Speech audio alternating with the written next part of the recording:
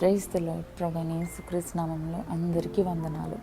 ఈరోజు దేవుని యొక్క మాట అపోస్తలుడైన పౌలు రోమీయులకు రాసిన పత్రిక 14వ అధ్యాయం 16వ వచనము. మీకున్న మేలైనది దూషణ పాలు కానీయకుడి. ఆమెన్. సో మన జీవితంలో మేలైనవి ఏంటి, దూషణ పాలు ఎలా అవుతాయి, ఎలా మనం జీవించాలి, వాక్య వెలుగులో మనం చూద్దాం. యాకోబు రాసిన పత్రిక 1వ అధ్యాయం 16వ వచనం చూస్తే, శ్రేష్టమైన ప్రతి ఈవియు సంపూర్ణమైన ప్రతి వరమును జ్యోతిర్మయుడగు తండ్రి యొద్ద నుండి వచ్చును. సో మన జీవితంలో మేలైనవి, శ్రేష్టమైనవి ఏమైనా ఉన్నాయి అంటే అది దేవుడు అనుగ్రహించినవే. సో వాటిని బట్టి మనం అతిశయించుడు కాదు, కానీ దేవుడే మనకు అతిశయ కారణంగా ఉండును గాక. ఆమేన్.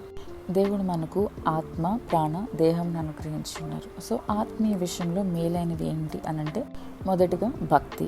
ఇది ఎప్పుడు దూషణ పాలవుతుంది? తమను తామే భక్తిపరులం అనుకుంటూ ఇతరుల్ని తృణీకరిస్తూ ఉన్నప్పుడు. దీనికి ఉదాహరణ పరిసయుడు సుంకర్ని తృణీకరించడం. అయితే యేసుక్రీస్తు ఎక్కడా కూడా ఇతరుల్ని తృణీకరించడం మనం చూడలేదు. ఇంకా రెండవదిగా తలాంతులు, ఆత్మవరములు. వీటిని నెగ్లెక్ట్ చేస్తూ అవిశ్వాసానికి చోటిస్తూ అపవాదికి ద్వారం తెరిచి సరి అయిన సమయంలో వాటిని వాడకపోవడం వలన కూడా దూషణ పాలవుతుంది. దీనికి ఎగ్జాంపుల్ మత్తయి సువార్తలో యేసుక్రీస్తు రూపాంతరం చెంది వచ్చిన తర్వాత ఒక వ్యక్తి తన కుమారుని స్వస్థత కొరకు వేడుకుంటూ యేసుక్రీస్తు యొక్క శిష్యులు ఆ బిడ్డను స్వస్థపరచలేకపోయారని చెప్తూ ఉన్నారు. లేఖనం చూసినట్లయితే ఇంతకు ముందుగానే వారికి దయ్యములను వెళ్ళగొట్టే అధికారం, రోగులను స్వస్థపరిచే అధికారము అనుగ్రహింపబడి ఉన్నది. సో మనకి ఇవ్వబడిన తలాంతుల విషయంలోనూ ఆత్మవరముల విషయంలో నమ్మకంగా మనం ముందుకు సాగదము కాక. ఆమె. ఇంకా ప్రాణానికి సంబంధించిన మేలు ఏంటి అనంటే జ్ఞానం. సామెతల గ్రంథం 2వ అధ్యాయం 6వ వచనంలో, యెహోవాయే జ్ఞానమిచ్చువాడు, తెలివియు వివేచనయు ఆయన నోటి నుండి వచ్చును.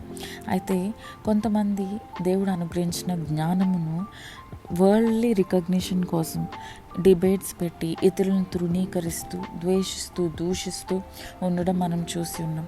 సో ఇది దూషణ పాలు చేస్తుంది. అయితే లేఖనముల ప్రకారం యాకోబు రాసిన పత్రిక 3వ అధ్యాయం 17వ వచనం, పై నుండి వచ్చే జ్ఞానము మొట్టమొదట పవిత్రమైనది, తరువాత సమాధానకరమైనది, మృదువైనది, సులభముగా లోబడినది, కనికరంతోనూ మంచి ఫలములతోనూ నిండుకొనినది. ఈ జ్ఞానంతోనే మనం నడిచెదముగాక.